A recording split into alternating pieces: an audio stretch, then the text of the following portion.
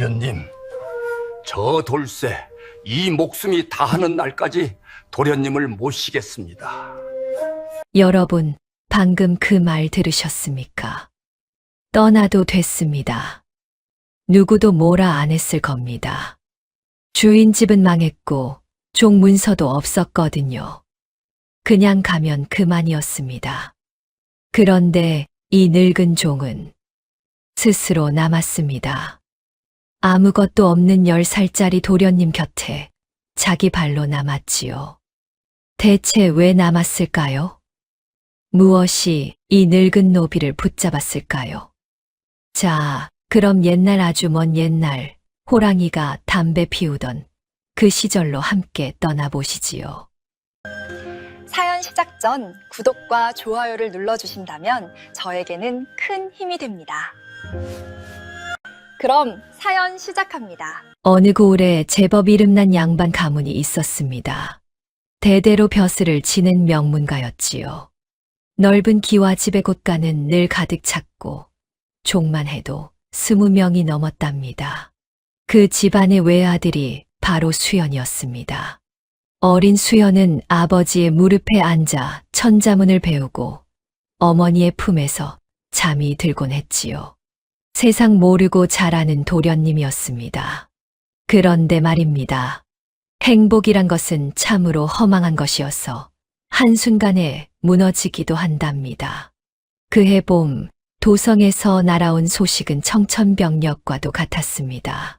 수연의 아버지가 권력 다툼에 휘말렸다는 것이었지요. 조정의 당파 싸움에서 밀려난 아버지는 하루아침에 죄인이 되어 끌려갔습니다.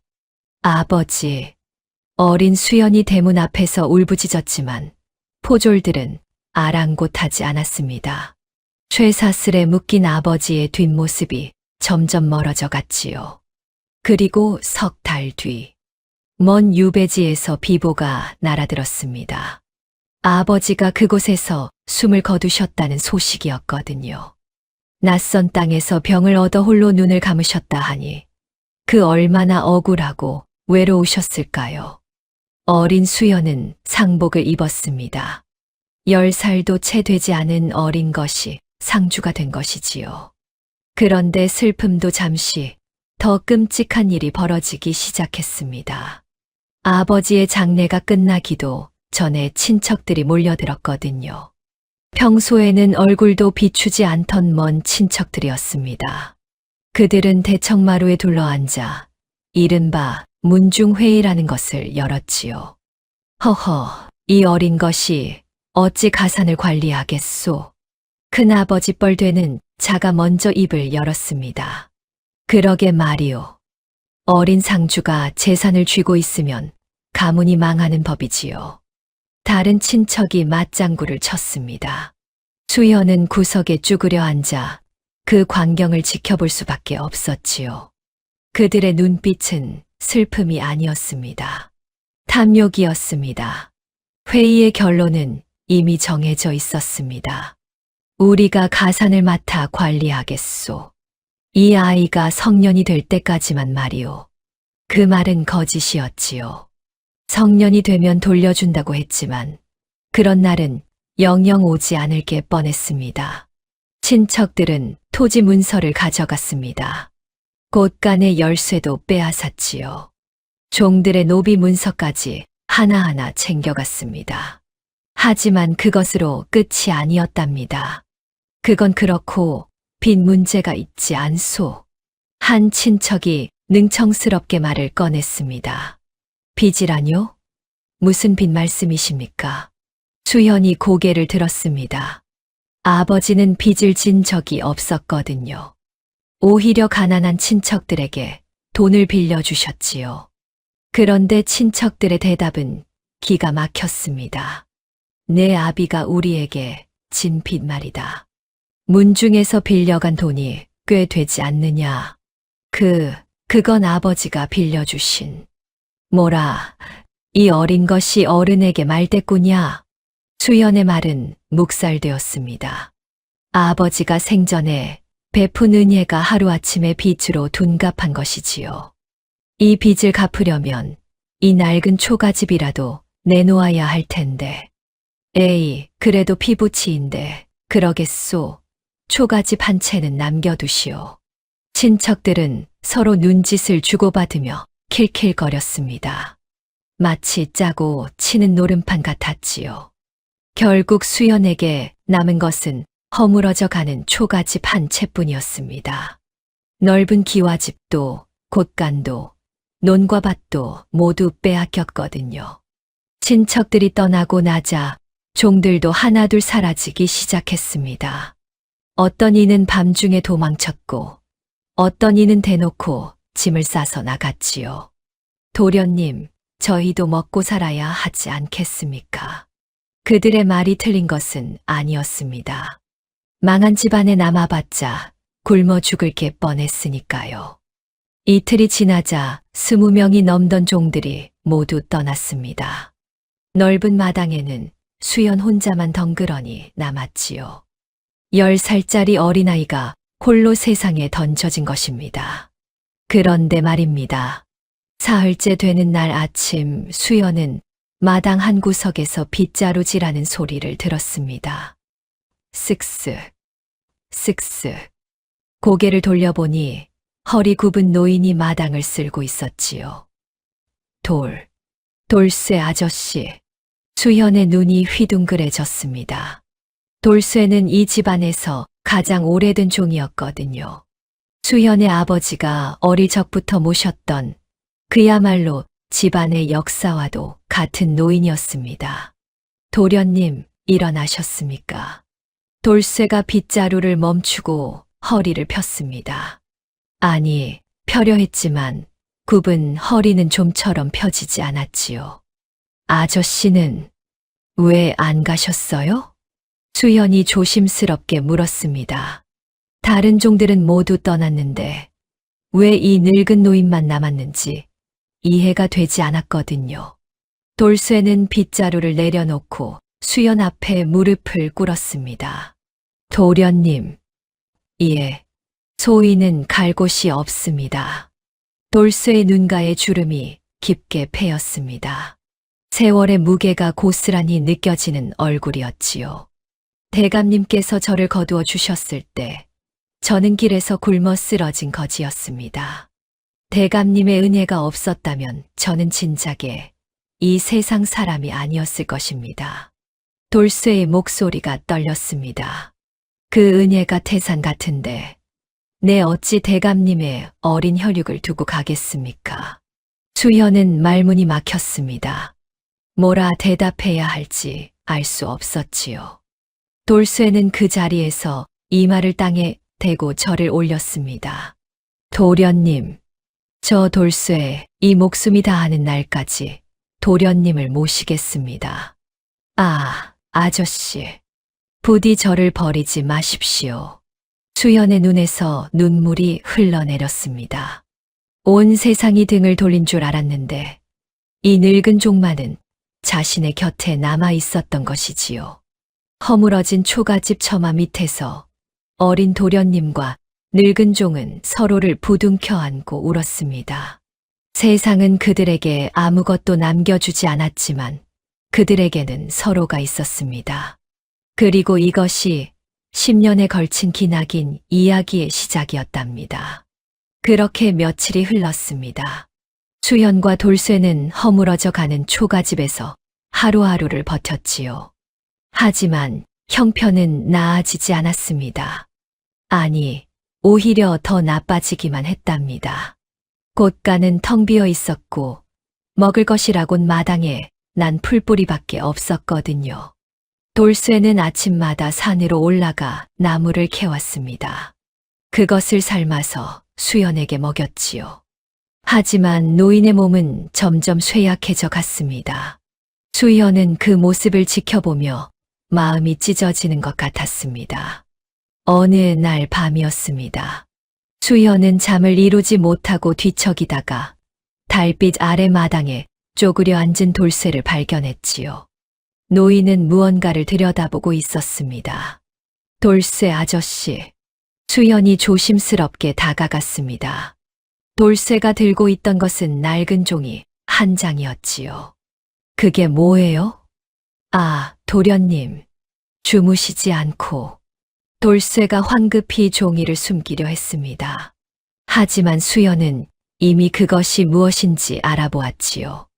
노비 문서였습니다. 사실 친척들은 종들의 노비 문서를 모두 가져갔습니다. 하지만 돌쇠의 문서만큼은 빠뜨렸지요. 워낙 늙은 종이라 값어치가 없다 여겼던 모양입니다. 그래서 돌쇠의 문서만 이 집에 남아 있었던 것이지요. 수연은 한참 동안 그 문서를 바라보았습니다. 달빛에 비친 노인의 얼굴이 유난히 늙어 보였거든요. 깊게 패인 주름, 거칠게 갈라진 손, 굽어버린 허리. 이 노인이 평생을 종으로 살아온 흔적이었습니다. 수연의 가슴이 먹먹해졌지요. 돌쇠 아저씨. 수연이 입을 열었습니다. 목소리가 떨렸지만 애써 차갑게 말하려 했지요. 그 문서 나한테 줘요. 예, 도련님. 이게 왜? 돌쇠가 어리둥절한 표정을 지었습니다. 수연은 손을 내밀었지요. 줘요. 돌쇠는 영문을 모른 채 문서를 건넸습니다. 수연은 그것을 받아들고 한참을 들여다보았지요.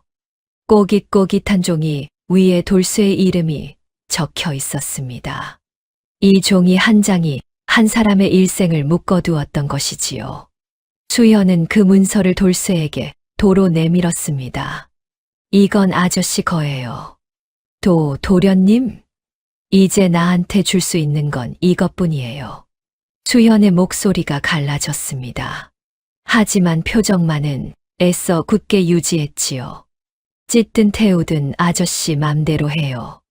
그리고 제발 사람답게 살 길을 찾아 떠나요. 돌쇠의 눈이 휘둥그레졌습니다.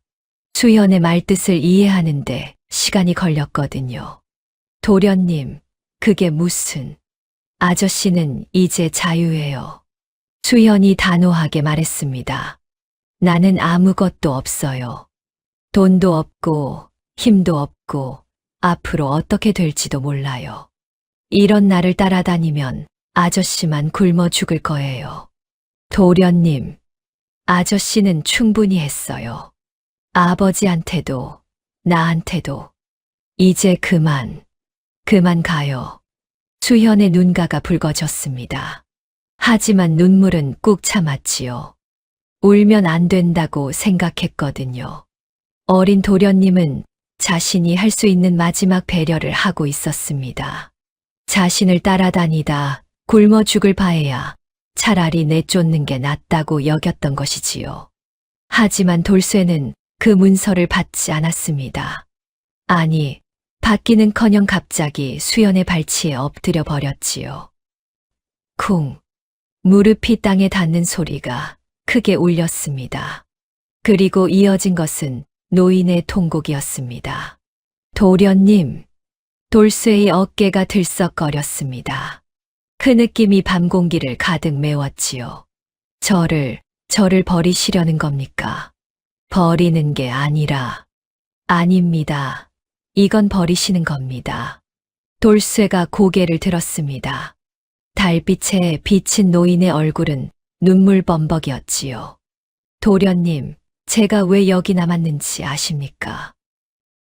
문서 때문이 아닙니다. 돌쇠가 떨리는 손으로 수연이 내민 문서를 가리켰습니다. 이 종이가 저를 묶은 게 아닙니다. 대감님의 은혜가 저를 묶은 것입니다. 수연은 말문이 막혔습니다. 노인의 눈빛이 너무나 간절했거든요. 도련님은 모르실 겁니다. 돌쇠가 목이 맨 채로 말을 이었습니다. 40년 전 저는 길에서 굶어 쓰러진 거지였습니다. 부모도 형제도 아무도 없었지요. 그냥 죽을 운명이었습니다. 그때 대감님께서 저를 거두어 주셨습니다. 밥을 주시고 옷을 주시고 잠잘 곳을 주셨지요. 사람 취급하다 본 적 없는 저를 사람으로 대해 주셨습니다. 돌쇠의 목소리가 점점 높아졌습니다. 그 은혜를 어찌 갚겠습니까? 평생을 종으로 살아도 다 갚지 못합니다. 그런데 도련님, 저보고 떠나라 하십니까? 수연은 아무 말도 할 수 없었습니다. 돌쇠의 눈물이 땅을 적시고 있었거든요.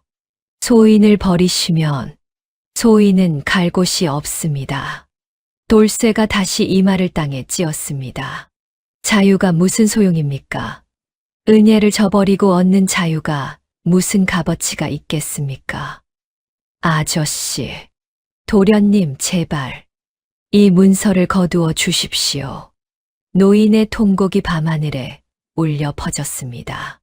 한참의 침묵이 흘렀습니다.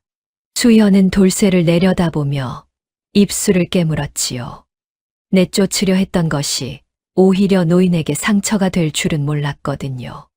어린 도련님의 배려가 늙은 종에게는 버림받는 것과 같았던 것입니다. 수연의 눈에서 결국 눈물이 흘러내렸습니다. 아저씨, 일어나요. 도련님, 알았어요. 알았으니까 일어나요. 돌쇠가 천천히 몸을 일으켰습니다. 눈물 자국이 선명한 얼굴로 수연을 올려다보았지요.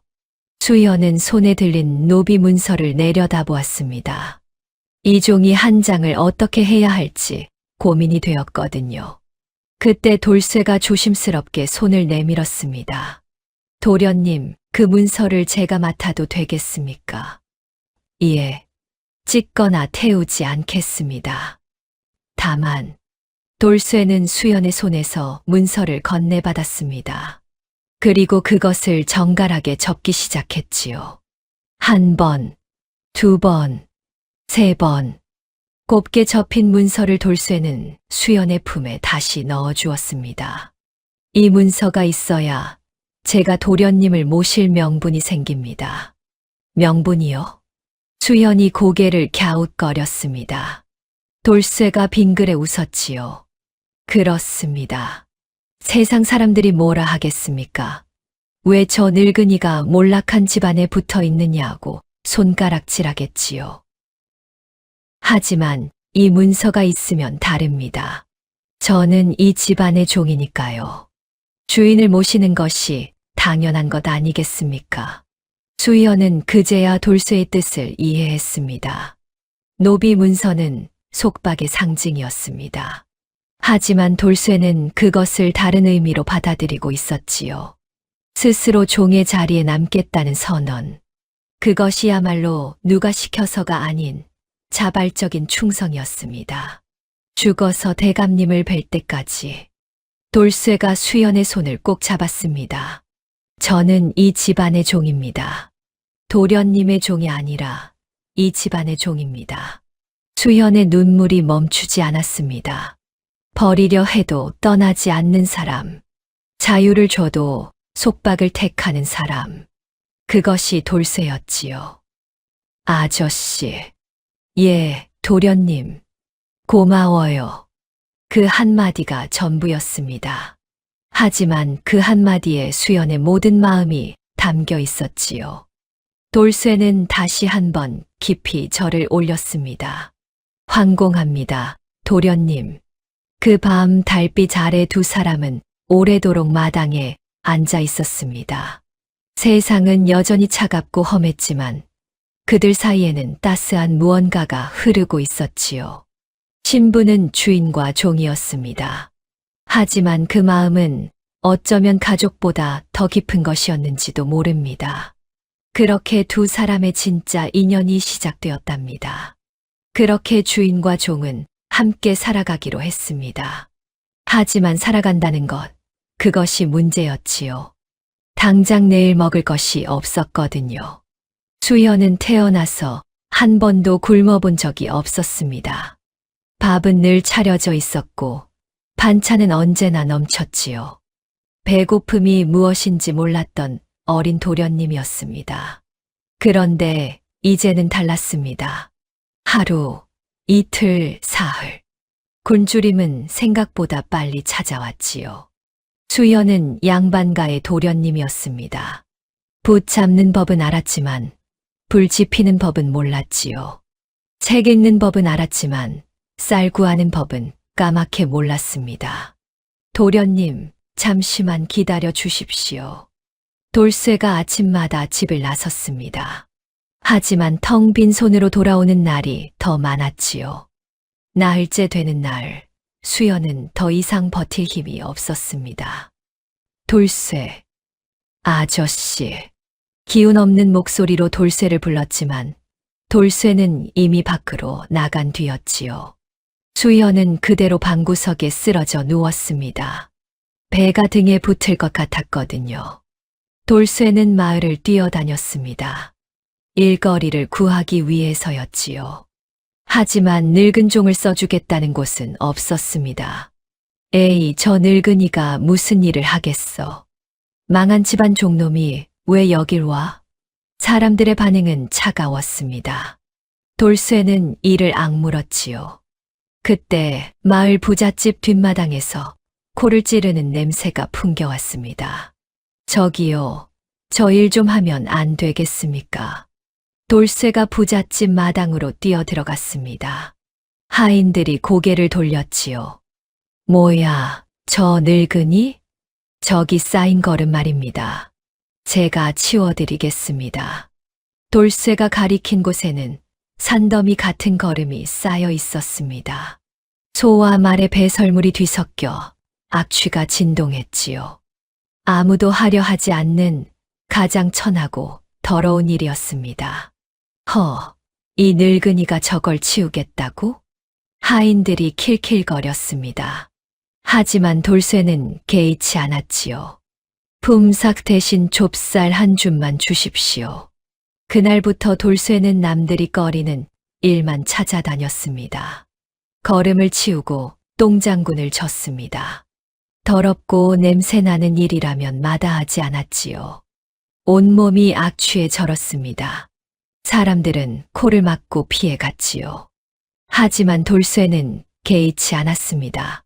오직 한 가지 생각뿐이었거든요. 도련님 입에 들어갈 곡기. 그것만 구할 수 있다면 무슨 일이든 할 수 있었습니다. 해질 무렵 돌쇠가 집으로 돌아왔습니다. 손에는 작은 보자기가 들려 있었지요. 보자기 안에는 누런 좁쌀 한 줌이 담겨 있었습니다. 도련님, 돌쇠가 급히 방문을 열었습니다. 수연은 여전히 방구석에 누워 있었지요. 도련님, 일어나십시오. 소인이 곡식을 구해왔습니다. 으응. 수연이 힘겹게 눈을 떴습니다. 돌쇠는 얼른 부엌으로 달려가 불을 지폈지요. 솥에 물을 붓고 좁쌀을 넣었습니다. 보글보글. 미음이 끓기 시작했지요. 구수한 냄새가 방 안까지 퍼져 들어왔습니다. 수연이 비틀거리며 일어났습니다. 돌쇠 아저씨, 이게 뭐예요? 좁쌀 미음입니다, 도련님. 돌쇠가 정성스럽게 미음을 사발에 담았습니다. 김이 모락모락 피어오르는 미음을 수연 앞에 내밀었지요. 드십시오. 어서 드십시오. 수연은 사발을 받아들었습니다. 따뜻한 온기가 손바닥으로 전해져 왔지요. 한 모금 입에 넣자 눈물이 날 것 같았습니다. 아저씨, 고마워요. 황공합니다, 도련님. 수연이 미음을 먹는 모습을 돌쇠는 흐뭇하게 바라보았습니다. 하지만 수연은 문득 고개를 들었지요. 아저씨는요? 예, 아저씨 것은 어디 있어요? 돌쇠가 빙그레 웃었습니다. 소인은 일터에서 배불리 먹고 왔습니다. 걱정 마십시오. 정말요? 그럼요. 부잣집에서 밥을 듬뿍 줘서 배가 부릅니다. 수연은 고개를 끄덕였습니다. 돌쇠의 말을 의심하지 않았지요. 어린 도련님은 몰랐습니다. 돌쇠가 종일 똥걸음을 치우며 얻은 것이 고작 좁쌀 한 줌뿐이라는 것을, 그리고 그 한 줌마저 모두 수연에게 바쳤다는 것을. 그날 밤 돌쇠는 부엌에서 맹물을 마셨습니다. 꿀꺽, 꿀꺽. 차가운 물이 텅 빈 위장으로 흘러 들어갔지요. 배에서 꼬르륵 소리가 났습니다. 하지만 돌쇠는 이를 악물었습니다. 내일도 일거리를 구해야 한다.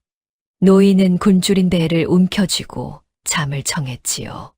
그런 날들이 이어졌습니다. 돌쇠는 아침 일찍 나가서 해질 무렵에 돌아왔습니다.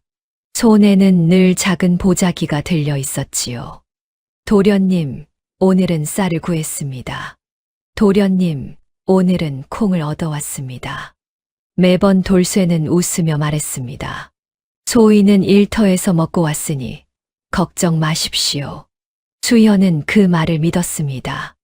아니, 믿고 싶었는지도 모릅니다. 하지만 진실은 언젠가 드러나기 마련이지요. 어느 날 밤이었습니다. 수연은 갈증에 잠을 깨어 물을 마시러 부엌으로 갔지요. 그런데 어둠 속에서 이상한 소리가 들려왔습니다. 꺽, 꺽. 누군가 헛구역질을 하는 소리였지요. 수연이 조심스럽게 다가갔습니다.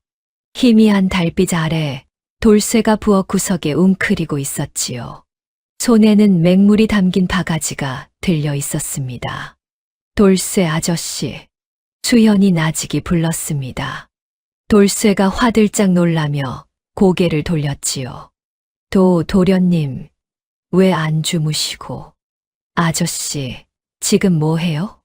수연의 시선이 돌쇠의 손으로 향했습니다.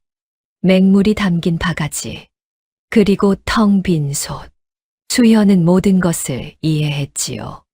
아저씨, 설마, 도련님, 이게... 돌쇠가 바가지를 숨기려 했습니다. 하지만 수연은 이미 다 보았지요. 아저씨, 밥 안 먹은 거예요. 그게 아니라 거짓말이에요. 수연의 눈에서 눈물이 터져 나왔습니다. 아저씨, 맨날 일터에서 먹고 왔다며. 그게 다 거짓말이었어요? 돌쇠가 고개를 숙였습니다. 대답할 말이 없었지요. 왜 그랬어요? 수연의 목소리가 갈라졌습니다. 돌쇠는 한참 동안 아무 말도 하지 못했지요. 소인이 먹으면 도련님 드실 게 없으니까요. 겨우 그 한마디를 내뱉었습니다. 수연은 주저앉았습니다.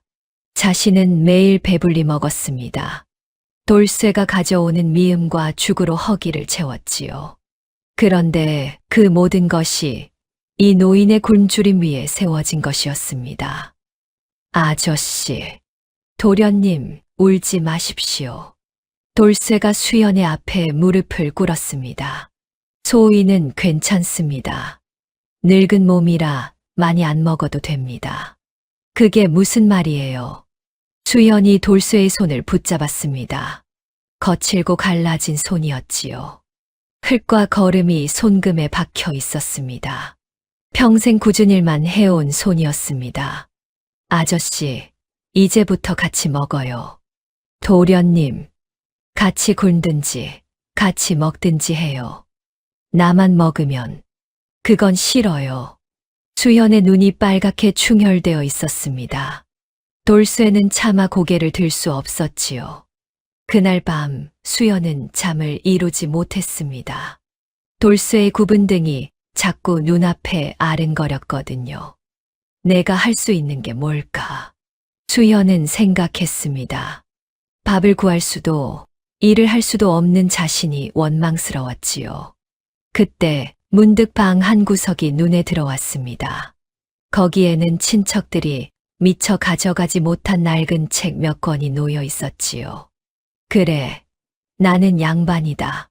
수연은 이를 악물었습니다. 내가 할 수 있는 건 글을 읽고 쓰는 것뿐이다. 그렇다면 과거에 급제해야 한다. 급제하면 관직을 얻을 수 있습니다. 관직을 얻으면 녹봉이 생기지요. 그러면 더 이상 돌쇠가 굶지 않아도 됩니다. 반드시 급제하겠어. 수연은 작은 목소리로 다짐했습니다. 이 노인의 눈물을 닦아주겠어. 반드시. 그날부터 수연은 밤잠을 줄여가며 글 공부에 매진하기 시작했답니다. 하지만 세상은 그들에게 녹록지 않았습니다. 마을 사람들의 시선은 여전히 차가웠거든요. 저것 봐라. 종놈 등골 빼먹는 가짜 선비. 하하, 그러게. 늙은 종은 똥을 퍼나르는데 도련님은 책만 읽는다고 손가락질이 따라다녔습니다. 수연은 그때마다 고개를 숙여야 했지요. 하지만 돌쇠는 달랐습니다. 뭘 봐. 우리 도련님은 반드시 급제하실 분이야. 노인은 오히려 마을 사람들을 향해 호통을 쳤지요. 그 모습을 보며 수연은 이를 악물었습니다. 반드시 성공해서 이 노인을 편히 모시겠다. 가난과 조롱과 굶주림 속에서 어린 도련님의 결심은 점점 단단해져 갔습니다. 수연은 글 공부에 매달렸습니다. 새벽부터 밤늦게까지 책을 붙들고 앉았지요. 천자문을 외우고 사서삼경을 읽었습니다. 아버지가 살아 계실 때 배웠던 것들을 되새기며 혼자 힘으로 학문을 익혀 나갔지요. 하지만 문제가 있었습니다. 종이가 없었거든요. 양반에게 붓과 종이는 목숨과도 같은 것이었습니다. 글을 읽는 것만으로는 부족했지요. 직접 써보고 문장을 다듬고 답안 작성을 연습해야 했습니다. 그런데 종이 한 장이 쌀 한 돼 값이었습니다. 당장 끼니도 걱정하는 처지의 종이라니. 그것은 꿈도 꿀 수 없는 사치였지요. 수연은 한참을 고민했습니다. 그리고 마침내 방법을 찾아냈지요. 이거면 되겠다. 수연이 마당 한 구석을 가리켰습니다. 돌쇠가 고개를 갸웃거렸지요. 도련님, 저건 그냥 흙바닥인데요. 모래를 깔면 돼요. 수연은 개울가에서 고운 모래를 퍼왔습니다. 마당 평평한 곳에 모래를 곱게 펴고 나뭇가지 하나를 집어들었지요. 사각. 나뭇가지 끝이 모래 위를 지나갔습니다. 글자가 새겨졌지요. 수연의 얼굴에 미소가 번졌습니다. 그날부터 마당이 수연의 서재가 되었습니다. 모래 위에 글을 쓰고 다 쓰면 손으로 쓱쓱 지웠지요. 그리고 다시 썼습니다. 종이가 없어도 공부할 수 있었습니다. 돌쇠는 그 모습을 흐뭇하게 지켜보았지요. 우리 도련님은 참 대단하십니다. 노인은 혼잣말로 중얼거렸습니다. 하지만 기쁨도 잠시 문제가 생겼습니다. 어느 날 밤이었습니다. 수연은 밤늦게까지 모래 위에 글을 썼습니다. 과거 시험에 나올 법한 문장들을 빼곡히 적어 놓았지요. 내일 아침에 다시 보면서 외워야지. 수연은 뿌듯한 마음으로 잠자리에 들었습니다. 그런데 새벽녘 갑자기 비가 내리기 시작했지요. 주룩주룩. 수연은 벌떡 일어났습니다. 하지만 이미 늦었지요. 안 돼. 수연이 마당으로 뛰어나갔습니다. 비에 젖은 모래 위에는 아무것도 남아있지 않았습니다. 밤새 정성 들여 적은 문장들이 흔적도 없이 사라져 버렸지요. 수연은 빗속에 주저앉았습니다. 다 없어. 눈물인지 빗물인지 모를 것이 뺨을 타고 흘러내렸습니다. 그런 일은 한두 번이 아니었습니다. 새벽비가 내리면 글씨가 지워졌지요. 바람이 불어도 마찬가지였습니다. 하룻밤 사이에 모든 것이 허무하게 사라지곤 했답니다. 어느 날 아침 수연은 텅 빈 모래판을 바라보며 중얼거렸습니다. 내 처지가 저 모래 글씨랑 다를 게 뭐람. 비바람에 씻겨 나가는 글씨. 흔적도 없이 사라지는 문장. 그것이 곧 자신의 인생 같았지요. 수연은 점점 지쳐갔습니다. 아무리 열심히 해도 앞으로 나아가지 못하는 것 같았거든요. 자괴감이 밀려왔습니다. 내가 과연 급제할 수 있을까? 어린 도련님의 눈에서 빛이 사라져 갔습니다. 돌쇠는 그 모습을 지켜보며 가슴이 찢어지는 것 같았지요. 무슨 수가 없을까? 돌쇠는 밤잠을 설치며 고민했습니다. 도련님에게 필요한 것은 종이와 붓이었습니다. 하지만 그것을 살 돈이 없었지요. 낮에 하는 걸음 치우는 일만으로는 택도 없었습니다. 더 일해야 한다. 돌쇠는 결심했습니다. 낮에는 머슴살이, 그리고 밤에는, 그날 밤 돌쇠는 몰래 집을 빠져나갔습니다. 손에는 낡은 도끼가 들려 있었지요. 향한 곳은 마을 뒷산이었습니다. 컴컴한 산길을 더듬더듬 올라갔습니다. 휴, 차가운 바람이 뼛속까지 파고들었지요. 하지만 돌쇠는 멈추지 않았습니다. 쩍, 쩍, 쩍. 도끼질 소리가 밤하늘에 울려 퍼졌습니다. 돌쇠는 밤마다 산에 올랐습니다. 땔감을 해서 짊어지고 내려왔지요. 그것을 장터에 내다 팔았습니다. 이 늙은이가 언제 잠을 자나?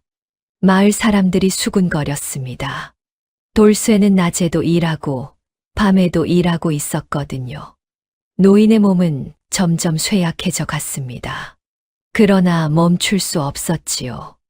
겨울이 왔습니다. 산은 더욱 험해졌고 바람은 살을 애듯 차가웠지요.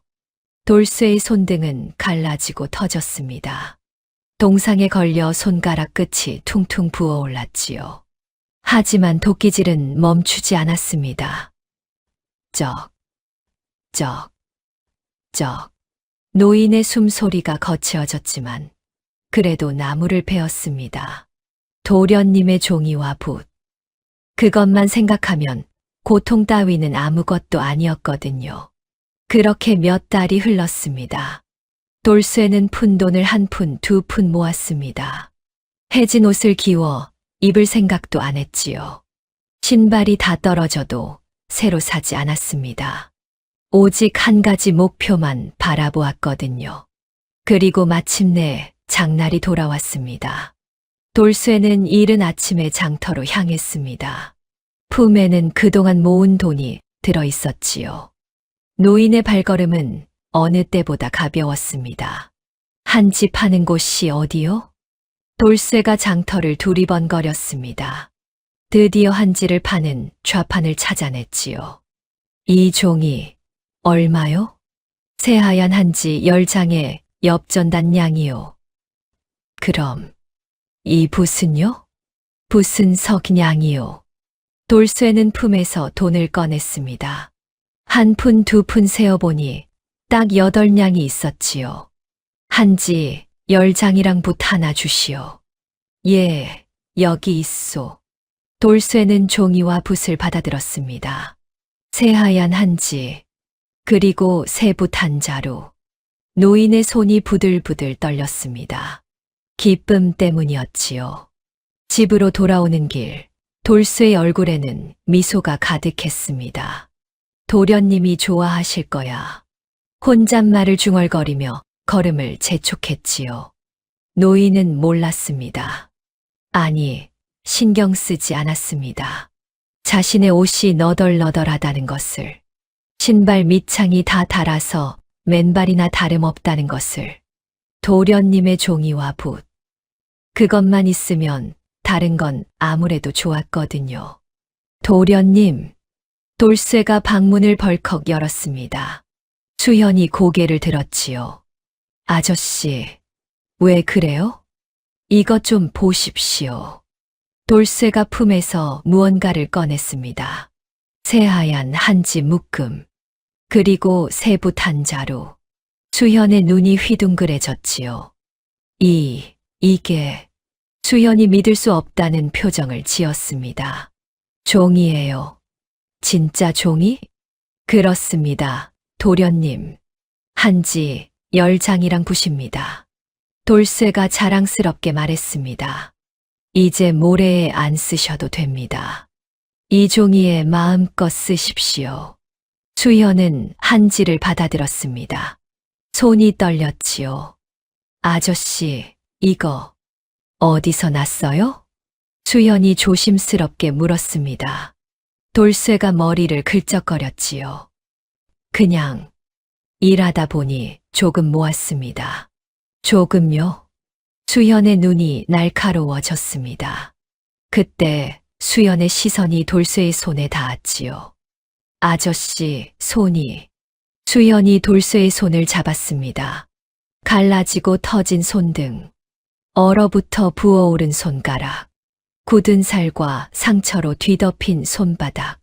이것은 단순히 걸음을 치운 손이 아니었습니다.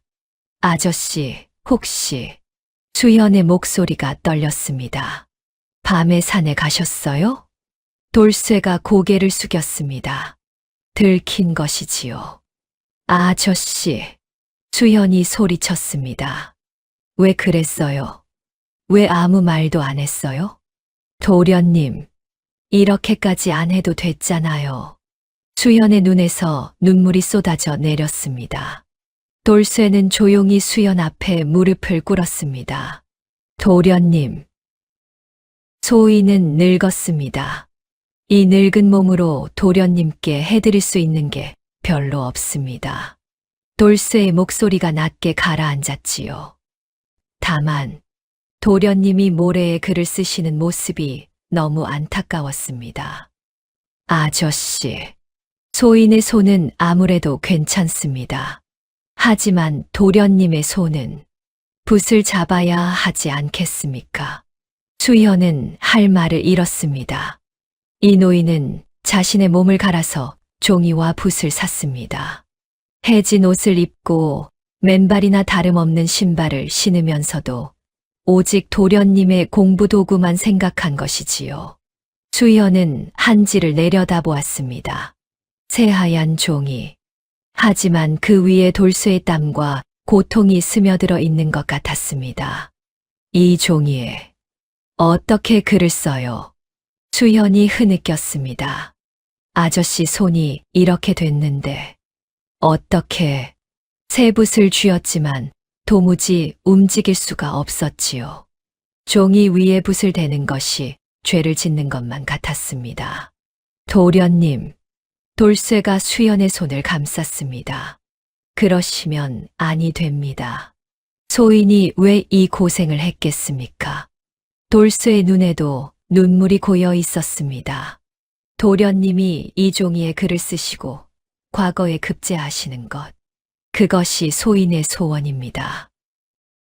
도련님이 붓을 안 드시면 소인의 고생이 헛된 것이 됩니다. 그러면 소인은 정말 슬플 것입니다. 수연은 고개를 들어 돌쇠를 바라보았습니다. 노인의 눈빛은 진심이었지요. 한참의 침묵이 흘렀습니다. 수연은 천천히 붓을 쥐었습니다. 손이 여전히 떨렸지요. 새하얀 종이 위에 붓끝을 대려는 순간 결국 눈물이 떨어지고 말았습니다. 뚝. 눈물 한 방울이 종이 위에 번졌지요. 그리고 또 한 방울, 또 한 방울. 수연은 그날 첫 획을 긋지 못했습니다. 종이 위에 눈물만 떨어뜨렸지요. 하지만 그 눈물에는 결심이 담겨 있었습니다. 반드시 성공하겠다. 이 노인의 희생을 헛되게 하지 않겠다. 어린 도련님의 눈빛이 달라졌습니다. 슬픔 대신 굳은 각오가 자리 잡았지요. 그날 밤 수연은 눈물을 닦고 다시 붓을 들었습니다. 사각, 사각. 새하얀 종이 위에 또박또박 글씨를 써 내려갔지요. 그 옆에서 돌쇠는 흐뭇하게 지켜보았습니다. 두 사람의 기나긴 여정은 이제 막 본격적으로 시작되고 있었답니다. 세월이 흘렀습니다. 어느덧 10년이라는 시간이 지나갔지요.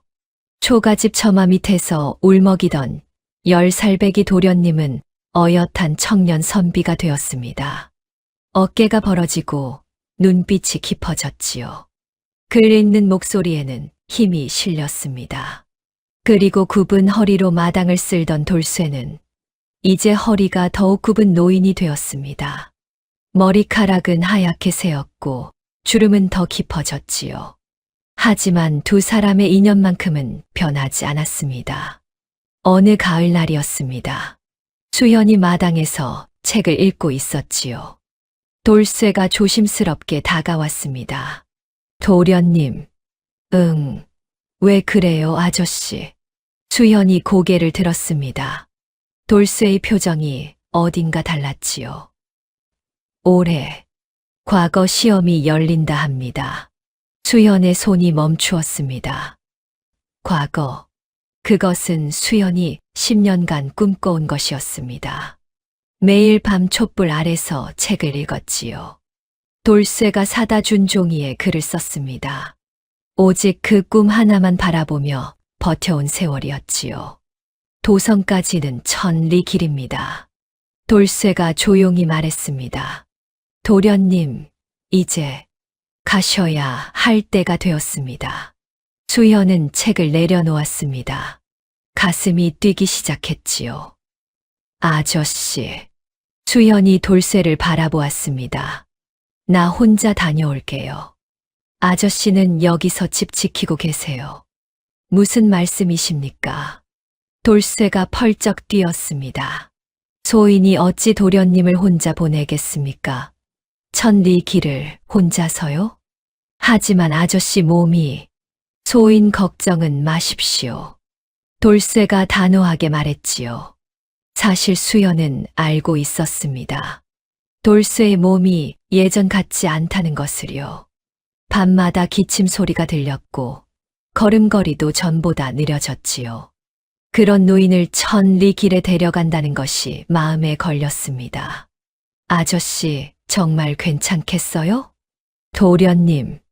돌쇠가 빙그레 웃었습니다. 소인이 이 순간을 위해 10년을 버텼습니다. 도련님이 급제하시는 모습을 두 눈으로 봐야지요. 수연은 더 이상 말리지 못했습니다. 돌쇠의 눈빛이 너무나 간절했거든요. 알겠어요. 그럼 같이 가죠. 감사합니다. 도련님. 돌쇠가 깊이 절을 올렸습니다. 그리고 이튿날부터 길 떠날 채비가 시작되었지요. 짐을 꾸리는 데는 오래 걸리지 않았습니다. 가진 것이 없었으니까요. 책 몇 권, 붓과 벼루, 여벌옷까지. 그것이 전부였지요. 수연은 낡은 보따리에 짐을 쌌습니다. 이 정도면 될 것 같아요. 수연이 보따리를 매려는 순간 돌쇠가 손을 내밀었습니다. 잠깐, 도련님. 네, 드릴 것이 있습니다. 돌쇠가 방 안으로 들어갔습니다. 한참 뒤 노인은 무언가를 손에 들고 나왔지요. 낡은 주머니였습니다.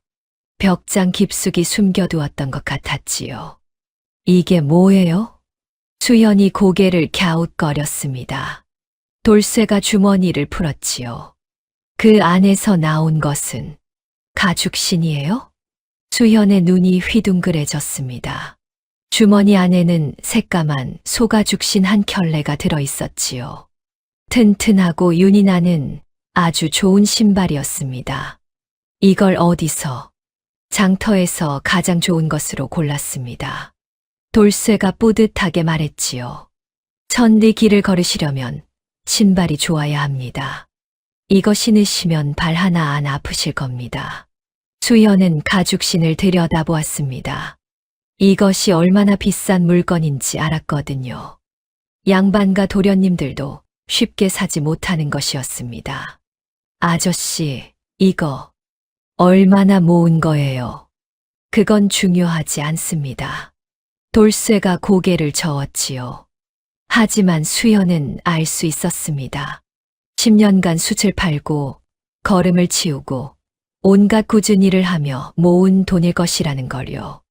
돌쇠의 생명줄과도 같은 돈으로 산 것이었지요. 아저씨, 수연의 목소리가 떨렸습니다. 고마워요. 정말 고마워요. 그 말밖에 할 수가 없었지요. 돌쇠가 환하게 웃었습니다. 도련님이 좋은 신발 신고 편히 걸어가시는 것. 그것이 소인의 바람입니다. 수연은 가죽신을 가슴에 꼭 안았습니다. 이튿날 새벽, 두 사람은 드디어 길을 떠났습니다. 수연의 발에는 새 가죽신이 신겨 있었지요. 튼튼하고 편안한 신발이었습니다. 그런데 문제가 하나 있었습니다. 보찜이었지요. 아저씨, 그 짐 내가 들게요. 수연이 손을 내밀었습니다. 돌쇠가 고개를 저었지요. 안 됩니다. 왜요? 나도 이제 어른이에요. 그래도 안 됩니다. 돌쇠가 단호하게 말했습니다. 도련님, 돌쇠가 수연을 바라보았습니다. 선비의 손은 오직 붓을 잡을 때만 써야 합니다. 하지만 도련님은 앞으로 큰일을 하실 분입니다. 이런 자빌에 힘을 쓰시면 안 됩니다. 돌쇠가 커다란 괴나리 보찜을 제 등에 짊어졌습니다. 휘청. 노인의 몸이 한쪽으로 기울었지요. 하지만 금세 중심을 잡았습니다. 소인이 지는 것이 맞습니다. 돌쇠가 씩씩하게 말했습니다. 도련님의 앞길을 여는 것, 그것이 소인의 마지막 소명이니까요. 수연은 더 이상 말릴 수 없었습니다. 노인의 눈빛이 너무나 단단했거든요. 결국 수연은 빈손으로, 돌쇠는 커다란 보찜을 진 채로 길을 나섰습니다. 천리 길은 멀고도 험했습니다. 산을 넘고 강을 건넜지요. 비가 오는 날도 있었고 바람이 매서운 날도 있었습니다. 수연의 발은 편안했습니다. 돌쇠가 사준 가죽신이 발을 꼭 감싸고 있었거든요. 자갈밭을 걸어도 아프지 않았고 진흙탕을 지나도 물이 스며들지 않았지요. 하지만 그 덕분에 편한 것은 수연뿐이었습니다. 어느 날이었습니다. 수연은 앞서 걷는 돌쇠의 뒷모습을 바라보다가 문득 시선이 아래로 향했지요. 노인의 발이 눈에 들어왔습니다. 수연의 걸음이 멈추었습니다. 돌쇠의 집시는 다 닳아 있었습니다. 밑창이 떨어져 나갔고 끈은 해져서 너덜너덜했지요. 하지만 그것보다 더 충격적인 것이 있었습니다. 집신 사이로 비치는 돌쇠의 발이었습니다. 물집이 잡혀 있었고 군데군데 벗겨진 곳도 보였지요. 아저씨, 수연이 달려갔습니다. 돌쇠가 걸음을 멈추었지요. 왜 그러십니까, 도련님? 발, 아저씨 발. 수연이 돌쇠 앞에 쪼그려 앉았습니다. 이게 뭐예요? 왜 이렇게 됐어요? 돌쇠가 발을 숨기려 했습니다. 아무것도 아닙니다. 그냥 좀 걸리적거려서. 거짓말이에요. 수연이 소리쳤습니다. 아저씨는 나한테 좋은 가죽신 사주고 자기는 이런 신발 신고 걷고 있었어요? 도련님, 왜 말 안 했어요? 왜? 돌쇠가 조용히 웃었습니다. 괜찮습니다, 도련님. 괜찮긴 뭐가 괜찮아요. 수연의 눈에 눈물이 고였습니다. 나만 편하면 뭐해요. 아저씨가 이렇게 고생하는데. 수연은 발에 신은 가죽신을 벗으려 했습니다. 아저씨가 이거 신어요. 나는 맨발로 갈게. 안 됩니다. 돌쇠가 수연의 손을 붙잡았습니다. 도련님, 제발 그러시면 안 됩니다. 하지만 소인의 발은 괜찮습니다. 평생 굳은 일하며 두꺼워진 발이에요. 이 정도는 아무것도 아닙니다. 돌쇠의 눈빛이 간절했습니다. 하지만 도련님의 발은 다릅니다. 붓을 잡는 손처럼 과거장에 들어설 발은 온전해야 합니다. 수연은 아무 말도 할 수 없었습니다. 이 노인은 자신의 모든 것을 내어주면서도 당연하다는 듯이 말했습니다. 아프면서도 아프지 않다고 했지요. 가슴이 미어지는 것 같았습니다. 아저씨, 도련님, 울지 마십시오. 돌쇠가 수연의 눈물을 닦아주었습니다. 소인은 행복합니다. 정말입니다. 그렇게 두 사람은 다시 걷기 시작했습니다. 앞서가는 돌쇠, 뒤따르는 수현. 수현은 돌쇠의 뒷모습을 바라보았습니다. 보찜에 짓눌린 구분 등, 절뚝거리는 걸음. 하지만 멈추지 않는 발걸음.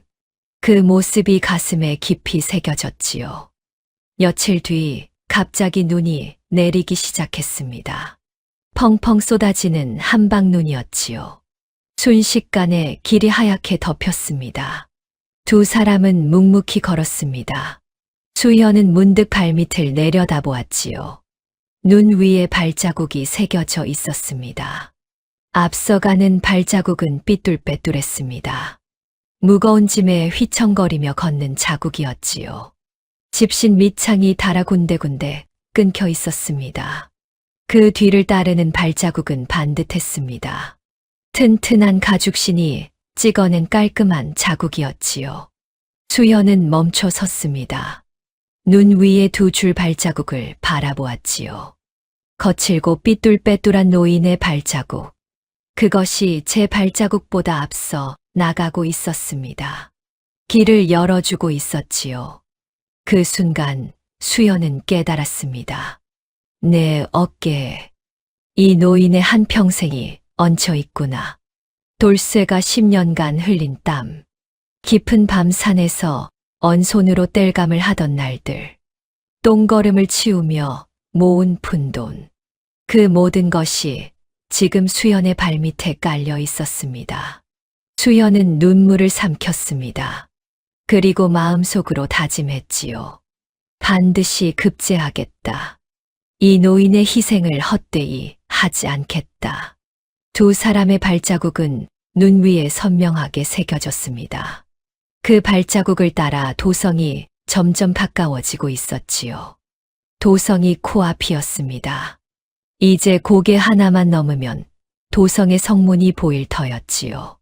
수연의 가슴이 두근거리기 시작했습니다. 아저씨, 거의 다 왔어요.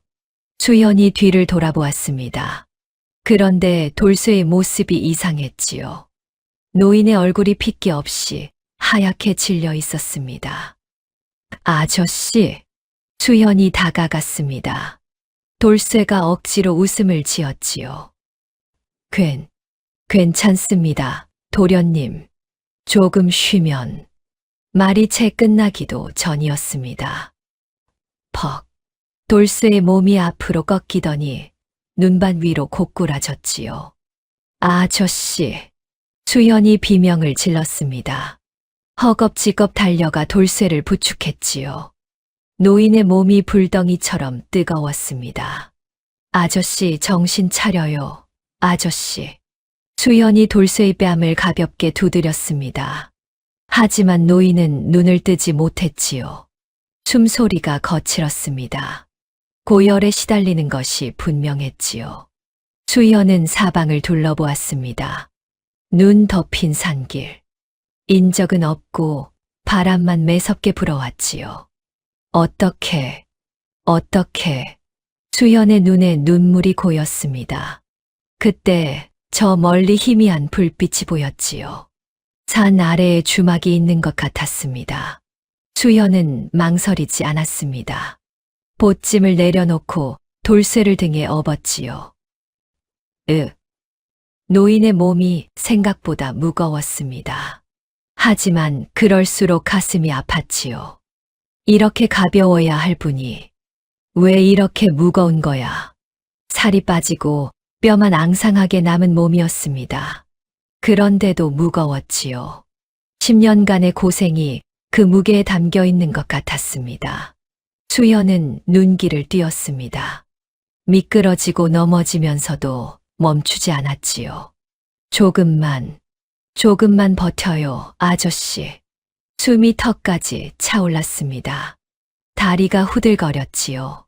하지만 등에 업힌 노인의 거친 숨소리가 수연을 움직이게 했습니다. 마침내 주막 앞에 도착했지요. 살려. 수연이 문을 두드렸습니다. 제발 문 좀 열어주세요. 삐걱. 문이 열리고 주막 주인이 고개를 내밀었지요. 웬 소란이야. 이게 뭔 일이래? 이 어른이 쓰러졌어요. 제발 방 좀. 알았어, 알았으니 일단 들어와. 돌쇠는 따뜻한 방에 뉘어졌습니다. 주막 주인의 안악이 물수건을 가져와 이마에 얹어주었지요. 고열이 대단하구먼. 이 늙은 어른이 무리를 많이 했나 봐. 살 수 있는 거죠. 수연이 떨리는 목소리로 물었습니다. 글쎄, 나도 의원이 아니라서 일단 열을 내려야 할 텐데. 수연은 돌쇠의 곁을 지켰습니다. 밤새도록 물수건을 갈아주었지요. 노인의 거친 숨소리에 귀를 기울이며 뜬 눈으로 밤을 보냈습니다. 아저씨, 제발. 수연이 돌쇠의 손을 꼭 잡았습니다. 제발 눈 떠요. 응. 그렇게 하루가 지나고 이틀이 지났습니다. 돌쇠의 열은 좀처럼 내리지 않았지요. 가끔 헛소리를 중얼거리기도 했습니다. 도련님, 시험 가셔야. 아저씨, 말하지 마요. 힘 아껴요. 수연이 돌쇠의 이마를 닦아주었습니다. 그런데 마음 한편이 불안했지요. 시험 날짜가 다가오고 있었거든요. 사흘째 되는 날 아침, 주막 주인이 조심스럽게 말을 꺼냈습니다. 젊은 선비, 과거 보러 가는 길이라며? 예. 오늘이 며칠인 줄 알아? 수연의 심장이 철렁 내려앉았지요. 시험이 내일 모레야. 여기서 도성까지 반나절이면 가는데 이 어른 상태론 언제 나을지 모르겠구먼. 수연은 머리가 하얘졌습니다. 지금 떠나지 않으면 시험에 늦습니다. 하지만 돌쇠를 두고 갈 수는 없었지요. 저는 안 갈 거예요. 수연이 고개를 저었습니다. 시험이 다 무슨 소용이에요. 아저씨 목숨이 먼저예요. 주막 주인이 한숨을 쉬었지요. 휴, 젊은이가 효심이 깊구먼. 그날 저녁 기적이 일어났습니다. 돌쇠가 눈을 뜬 것이지요. 아저씨, 수연이 소리쳤습니다. 정신이 들어요? 돌쇠가 천천히 고개를 돌렸습니다. 수연의 얼굴이 눈에 들어왔지요. 도련님, 아저씨, 말하지 마요. 아직 힘. 여기가 어딥니까? 돌쇠가 힘겹게 물었습니다. 수연이 조심스럽게 대답했지요. 주막이에요. 아저씨가 쓰러져서 제가 업고 왔어요. 주막. 돌쇠의 눈동자가 흔들렸습니다. 지금 며칠입니까? 수연은 대답하지 못했습니다. 하지만 그 침묵이 답이었지요. 돌쇠의 얼굴이 일그러졌습니다. 도련님, 설마 아저씨 괜찮아요. 시험은 다음에도 있어요. 다음이라니요. 돌쇠가 갑자기 소리를 질렀습니다. 도련님, 노인이 벌떡 일어나려 했습니다. 하지만 몸에 힘이 없어 다시 쓰러졌지요. 아저씨, 움직이지 마요. 도련님, 가셔야 합니다. 돌쇠가 수연의 손목을 붙잡았습니다. 힘이 없는 손이었지만 그 눈빛만은 강렬했지요. 지금 당장 가셔야 합니다. 싫어요. 수연이 고개를 저었습니다. 아저씨 두고 못 가요. 도련님, 아저씨가 이렇게 아픈데 어떻게 가요? 시험이 뭐가 중요해요. 수연의 눈에 눈물이 맺혔습니다. 아저씨가 더 중요해요. 아저씨 없으면 나도 못 살아요. 돌쇠의 눈에서도 눈물이 흘러내렸습니다. 도련님, 노인은 수연의 손을 꼭 쥐었습니다. 그리고 떨리는 목소리로 말했지요. 소인이 왜 10년을 버텼는지 아십니까? 걸음을 치우고 밤마다 산에 올라 숯을 굽고 맹물로 배를 채웠습니다. 돌쇠의 목소리가 갈라졌습니다. 그게 다 이 순간을 위해서였습니다. 아저씨, 도련님이 과거에 급제하시는 것. 그것이 소인의 유일한 꿈이었습니다. 돌쇠가 수연의 손을 더 세게 잡았습니다. 그런데 그 꿈을 소인 때문에 포기하신다면 노인의 어깨가 들썩거렸지요. 소인은 눈을 감아도 대감님을 볼 면목이 없습니다. 아저씨, 그런 말 하지 마요. 수연이 울먹였습니다. 나는 그냥 아저씨가 낫기만 하면 돼요. 도련님, 돌쇠가 갑자기 수연의 손을 뿌리쳤습니다. 그리고 품속을 더듬었지요. 뭔가를 꺼냈습니다.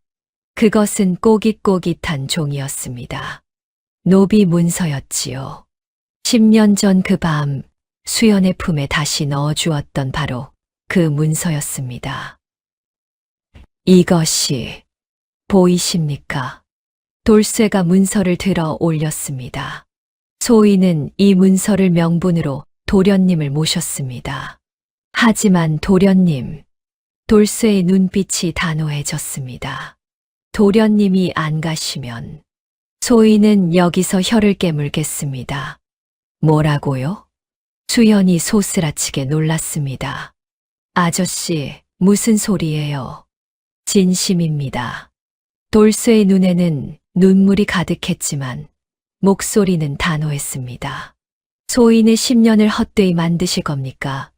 대감님의 은혜를 저버리실 겁니까? 아저씨, 소인을 사람으로 만들어 주신 대감님, 그분의 아들이 과거에 급제하시는 것, 그것이 소인이 은혜를 갚는 유일한 길입니다. 돌쇠가 수연의 발밑에 이마를 찧었습니다. 제발 가 주십시오. 수연은 입술을 깨물었습니다. 돌쇠의 등이 가늘게 떨리고 있었지요. 굽은 등, 앙상한 어깨, 10년간의 희생이 고스란히 담긴 몸이었습니다. 그 등이 수연에게 애원하고 있었습니다. 가 달라고, 부디 꿈을 이루어 달라고. 한참의 침묵이 흘렀습니다. 수연이 천천히 입을 열었습니다. 아저씨, 내가 갈게요. 돌쇠가 고개를 들었습니다. 눈물 젖은 얼굴이었지요. 도련님, 하지만 약속해요. 수연이 돌쇠의 손을 잡았습니다. 내가 돌아올 때까지 버텨요. 알았죠? 죽으면 안 돼요. 수연의 목소리가 갈라졌습니다. 내가 급제해서 돌아올 거예요. 그때까지 제발 살아있어요. 돌쇠가 눈물을 삼키며 고개를 끄덕였습니다. 소인, 기다리겠습니다. 수연은 돌쇠의 이마에 손을 얹었습니다. 아직 열이 남아 있었지요. 주막 아저씨. 수연이 주막 주인을 돌아보았습니다. 이 어른 좀 부탁드려요. 내가 돌아오면 꼭 갚을게요. 알았어. 걱정 말고 다녀오게. 수연은 짐을 꾸렸습니다. 가벼운 보따리 하나만 챙겼지요. 도성까지 달려가야 했거든요. 방문 앞에서 멈춰 섰습니다. 돌아보니 돌쇠가 누운 채로 손을 흔들고 있었지요. 도련님, 꼭 급제하십시오. 수연은 눈물을 삼켰습니다. 기다려요, 아저씨. 그 말을 남기고 수연은 문을 열었습니다. 차가운 바람이 얼굴을 때렸지요. 하지만 발걸음은 멈추지 않았습니다. 도성을 향해 수연은 달리기 시작했습니다. 눈 위에 찍힌 발자국은 하나뿐이었지요. 수연은 달렸습니다. 밤새도록 쉬지 않았지요. 눈길이 미끄러웠지만 개의치 않았습니다. 넘어지면 일어났고 일어나면 다시 달렸지요. 돌쇠의 얼굴이 눈앞에 아른거렸습니다. 기다려요, 아저씨. 그 말만 되뇌며 발을 놀렸습니다. 새벽녘 마침내 도성의 성문이 보였습니다. 수연은 숨을 헐떡이며 멈춰섰지요. 온몸이 땀으로 젖어 있었습니다. 도착했다. 다리가 후들거렸습니다. 하지만 쉴 틈이 없었지요. 시험은 오늘이었거든요. 시험장은 이미 선비들로 가득했습니다. 전국 8도에서 모여든 수재들이었지요. 모두가 긴장한 얼굴로 앉아 있었습니다. 수연은 허겁지겁 자리를 잡았습니다. 휴, 간신히 숨을 고르는데 시험관의 목소리가 울려 퍼졌지요. 시험을 시작하겠다. 시험지가 내려왔습니다.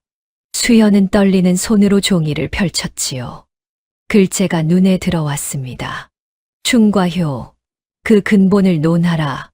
수연의 손이 멈추었습니다. 충과 효, 그 두 글자가 가슴을 파고들었지요. 문득 돌쇠의 얼굴이 떠올랐습니다.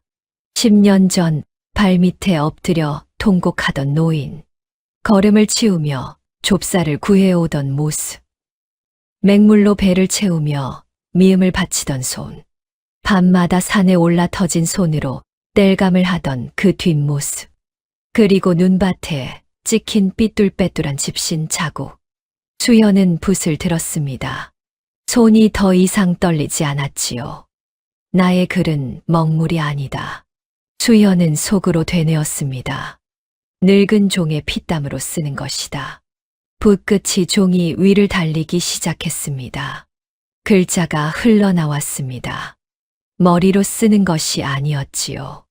가슴으로 쓰는 것이었습니다. 돌쇠의 굽은 등이 붓끝에 담겼습니다. 해진 집신이 터진 손등이 맹물로 채운 빈속이 글자가 되어 종이 위에 새겨졌지요. 수연은 멈추지 않았습니다. 시험 시간이 끝날 때까지 오직 한 사람만 생각하며 붓을 휘둘렀지요. 시험이 끝났습니다. 시험지를 제출하고 나오는 수연의 다리가 풀렸지요. 휴, 벽에 기대어 한숨을 내쉬었습니다. 머릿속은 온통 돌쇠 생각뿐이었지요. 아저씨, 괜찮으시려나? 당장이라도 달려가고 싶었지만 아직 결과를 기다려야 했습니다. 며칠 뒤 방방이 붙는 날이 돌아왔습니다. 도성 사람들이 방 앞에 구름처럼 모여들었지요. 합격자 명단이 발표되는 순간이었습니다. 수연도 인파 속에 섞여 있었습니다. 심장이 터질 것 같았지요. 장원 급제.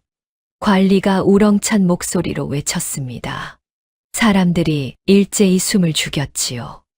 이번 과거의 장원은 수연은 주먹을 꽉 쥐었습니다. 수연이로다. 그 순간 세상이 멈춘 것 같았습니다. 수연. 수연은 자신의 귀를 의심했지요. 옆에 있던 선비가 수연을 툭툭 쳤습니다. 야, 너 아니냐? 장원이래. 네, 내가 장원이었습니다. 전국에서 모인 수재들 중 가장 높은 점수. 1등. 장원 급제. 수연의 눈에서 눈물이 흘러내렸습니다. 해냈다. 다리에 힘이 풀려 주저앉을 뻔했지요. 해냈어, 아저씨. 그날 오후 궁궐에서 할애식이 열렸습니다. 수연은 어사화를 머리에 꽂고 임금님 앞에 섰지요. 화려한 관복을 입고 수많은 관리들 앞에서 절을 올렸습니다. 장원 급제 수연, 할애 올립니다. 임금님이 흐뭇한 표정으로 고개를 끄덕였지요. 그대의 글이 참으로 명문이더라. 충과 효를 논함에 있어 마음을 울리는 바가 있었느니라. 황공하옵니다. 전하. 할애가 끝나고 수연은 말을 하사받았습니다. 장원 급제자를 위한 영광의 행렬이 시작되었지요. 풍악이 울리고 사람들이 길가에 모여들었습니다. 장원이다. 장원 급제자 행차시다. 환호성이 터져 나왔지요. 수연은 말 위에서 사람들의 얼굴을 둘러보았습니다. 하지만 수연의 마음은 다른 곳에 있었습니다. 아저씨는 괜찮으신 걸까? 주막에 두고 온 돌쇠 생각이 떠나지 않았거든요. 어서 가서 알려드려야 해. 급제했다고. 그때였습니다. 궁궐문 밖에서 수연은 이상한 광경을 보았습니다. 사람들 틈에 쭈그려 앉아있는 초라한 노인이 눈에 들어온 것이지요. 허리가 굽고 옷은 남루했습니다. 다리를 절뚝거리며 군중 사이를 헤집고 나오려 하고 있었지요. 수연의 눈이 휘둥그레졌습니다. 아저씨. 수연은 말 위에서 몸을 일으켰습니다. 틀림없었습니다. 돌쇠였지요. 몸도 다 낫지 않은 채 절뚝거리는 다리로 여기까지 온 것이었습니다. 아저씨. 수연이 소리쳤습니다. 돌쇠가 고개를 들었습니다. 말 위에 앉은 수연이 보였지요. 어사화를 쓰고 화려한 관복을 입은 모습이었습니다. 노인의 눈에서 눈물이 주르륵 흘러내렸습니다. 도련님. 돌쇠의 입술이 바들바들 떨렸지요. 해내셨습니다. 해내셨어요. 수연은 말에서 뛰어내렸습니다. 주변 사람들이 웅성거렸지요. 장원이 왜 저러지? 저 초라한 노인이 뭐야? 수연은 개의치 않았습니다. 인파를 헤치고 돌쇠에게 달려갔지요. 아저씨. 수연이 돌쇠 앞에 멈춰 섰습니다. 돌쇠가 허겁지겁 무릎을 꿇으려 했지요. 도련님, 황공하옵니다. 소인 같은 것이 이런 자리에. 하지만 수연이 먼저였습니다. 풀썩. 수연이 돌쇠 앞에 무릎을 꿇었습니다. 사람들의 입에서 탄성이 터져 나왔지요. 뭐야? 장원이 저 늙은이한테 무릎을. 세상에. 수연은 땅에 이마를 대고 큰 절을 올렸습니다.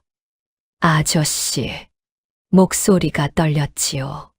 10년간 고마웠습니다. 돌쇠가 화들짝 놀랐습니다. 도련님, 이게 무슨... 아저씨가 아니었으면 저는 여기 없었을 겁니다. 수연이 두 번째 절을 올렸습니다. 아저씨가 치운 걸음, 아저씨가 구워온 숯, 아저씨가 새벽마다 캐온 나물. 세 번째 절이 이어졌지요. 그것이 저를 여기까지 오게 했습니다. 사람들이 수군거리기 시작했습니다. 저 늙은이가 누구야? 장원 집안의 종인가 봐. 아니, 양반이 종한테 절을 한다고? 웅성거림이 점점 커졌지요. 수연이 자리에서 일어났습니다. 그리고 사람들을 향해 또렷한 목소리로 외쳤지요. 여러분, 수천 명의 시선이 수연에게 쏠렸습니다. 이 어른을 보십시오. 수연이 돌쇠의 손을 잡아 일으켰습니다. 거칠고 갈라진 노인의 손이 모두에게 보였지요. 이 손은 평생 굳은 일만 해온 손입니다. 수연의 목소리가 떨렸습니다. 하지만 이 손이 저를 살렸습니다. 이 어른은 저의 종이 아닙니다. 수연이 크게 외쳤습니다. 저를 만든 스승이십니다. 저를 길러주신 아버지이십니다. 사람들 사이에 탄성이 터져 나왔지요. 돌쇠의 눈에서 굵은 눈물이 흘러내렸습니다. 도련님. 돌쇠가 손으로 입을 틀어 막았습니다. 감당할 수 없는 감정이 북받쳐 올랐거든요. 신필년이었습니다. 걸음을 치우던 날도, 맹물로 배를 채우던 밤도, 산에서 언 손으로 땔감을 하던 새벽도, 모든 것이 이 순간을 위한 것이었지요. 수연이 돌쇠를 꼭 안았습니다. 양반이 종을 안다니 듣도 보도 못한 일이었지요. 하지만 수연은 개의치 않았습니다. 고마워요, 아저씨. 귓가에 대고 속삭였지요.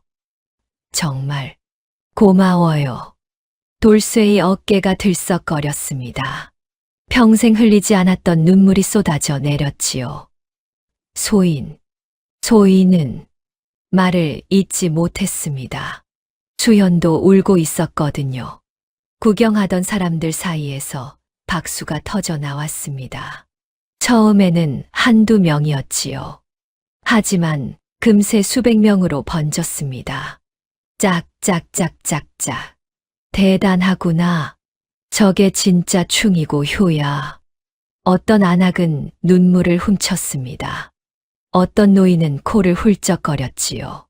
장원 급제자와 늙은 종의 포옹은 도성을 떠들썩하게 만들었습니다. 그 이야기는 삽시간에 퍼져나갔지요. 그날 저녁, 수현은 돌쇠를 모시고 좋은 주막에 들었습니다. 따뜻한 방에 정갈한 밥상이 차려졌지요. 돌쇠가 어쩔 줄 몰라 했습니다. 도련님, 소인이 어찌 이런 곳에. 아저씨. 수현이 빙그레 웃었습니다. 오늘부터 소인이라고 하지 마세요. 예. 이제 저랑 아저씨는 똑같아요. 돌쇠가 눈을 깜빡거렸습니다. 무슨 뜻인지 이해하지 못한 것이지요. 수현이 밥상 위에 무언가를 올려놓았습니다. 꼬깃꼬깃한 종이 한 장. 노비 문서였지요. 도련님, 이건 아저씨가 10년 전에 제품에 넣어준 거예요. 수현이 문서를 집어들었습니다. 명분이라고 하셨죠. 아저씨를 모실 명분이라고. 돌쇠의 눈이 촉촉해졌습니다. 이제 그 명분 돌려드릴게요. 수현이 문서를 찢으려 했습니다. 돌쇠가 화들짝 놀라 손을 내밀었지요. 도련님, 안 됩니다. 하지만 수현은 웃기만 했습니다. 아저씨, 이제 이건 필요 없어요. 수현이 문서를 내려다보았지요. 이종이가 아저씨를 묶은 게 아니라고 하셨잖아요. 은혜가 묶은 거라고. 돌쇠의 입술이 떨렸습니다. 수현이 문서를 접어서 돌쇠의 손에 쥐어주었지요. 그럼 이제 제가 아저씨한테 은혜를 갚을 차례예요. 도련님, 찢든 태우든 아저씨 맘대로 해요. 돌쇠는 한참 동안 문서를 내려다보았습니다. 그러더니 천천히 접어서 품에 넣었지요. 아직 때가 아닌 것 같습니다. 예, 고향에 돌아가서 대감님 산소 앞에서 태우고 싶습니다. 수현이 고개를 끄덕였습니다. 좋아요. 그러죠. 두 사람은 마주보며 웃었지요. 따뜻한 밥상 위로 김이 모락모락 피어올랐습니다. 그날 밤 두 사람은 같은 방에서 잠이 들었습니다. 배불리 먹고 따뜻한 이불을 덮고 10년 만에 처음으로 굶주리지 않은 밤이었지요. 그리고 이제 남은 것은 고향으로 돌아가는 일뿐이었답니다.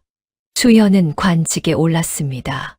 첫 녹봉을 받던 날 수연은 돌쇠에게 말했지요. 아저씨, 이제 집에 가요. 집이라뇨? 우리 고향이요. 두 사람은 고향으로 돌아갔습니다. 10년 전 빈손으로 쫓겨났던 그 길을 이번에는 당당하게 걸었지요. 수연은 복수 대신 아버지의 명예를 되찾았습니다. 누명을 벗기고 빼앗긴 집을 돌려받았지요. 그것으로 충분했습니다. 가장 먼저 찾은 곳은 부모님의 산소였습니다. 두 사람은 나란히 무릎을 꿇었지요. 아버지, 어머니, 아들이 돌아왔습니다. 수연이 향을 피우고 절을 올렸습니다. 장원 급제했습니다.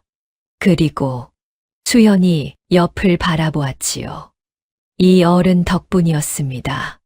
돌쇠가 품에서 무언가를 꺼냈습니다. 꼬깃꼬깃한 종이 한 장. 10년간 간직해온 노비 문서였지요. 대감님, 돌쇠의 목소리가 떨렸습니다. 이제 태워도 되겠지요? 돌쇠가 문서를 향불에 가져다 댔습니다. 종이가 타오르기 시작했지요. 평생 자신을 묶어두었던 것이 재로 변해갔습니다. 소인, 드디어 자유가 되었습니다. 돌쇠의 눈에서 눈물이 흘러내렸지요. 제가 바람에 흩어져 산소 위로 날아갔습니다. 그해 가을 첫 제삿날이 돌아왔습니다. 수연은 돌쇠의 손을 잡아 상석으로 이끌었지요. 친척들이 웅성거렸습니다. 종을 상석에 앉힌다고 수연이 사람들을 돌아보았습니다. 이분이 아니었으면 제사를 올릴 저조차 없었을 겁니다. 목소리가 단호했지요. 오늘부터 이 어른은 이 집안의 어른이십니다. 아무도 이 일을 달지 못했습니다. 돌쇠는 상석에 앉았습니다. 평생 구석에서 고개 숙이고 살았던 노인이 처음으로 가장 높은 자리에 앉은 것이지요. 눈물이 멈추지 않았습니다. 세월이 흘렀습니다. 수연의 아이들은 돌쇠를 할아버지라 불렀지요. 할아버지, 이거 드세요. 할아버지, 같이 놀아요. 돌쇠는 그렇게 천수를 누렸습니다. 따뜻한 방에서 가족들에게 둘러싸여 평화롭게 눈을 감았지요. 신부는 주인과 종이었습니다. 하지만 한 사람은 춤을 다했고 한 사람은 효를 다했지요. 족보에는 남지 않았지만 눈 위에 새겨진 두 줄의 발자국은 그 무엇보다 깊었답니다. 방금 들으신 사연은 구전야담을 바탕으로 집필된 오리지널 콘텐츠였어요. 영상 속 모든 내용은 제가 직접 기획하고 제작한 창작물임을 밝힙니다. 재미있게 보셨다면 구독과 좋아요로 응원해 주시면 큰 힘이 되겠네요.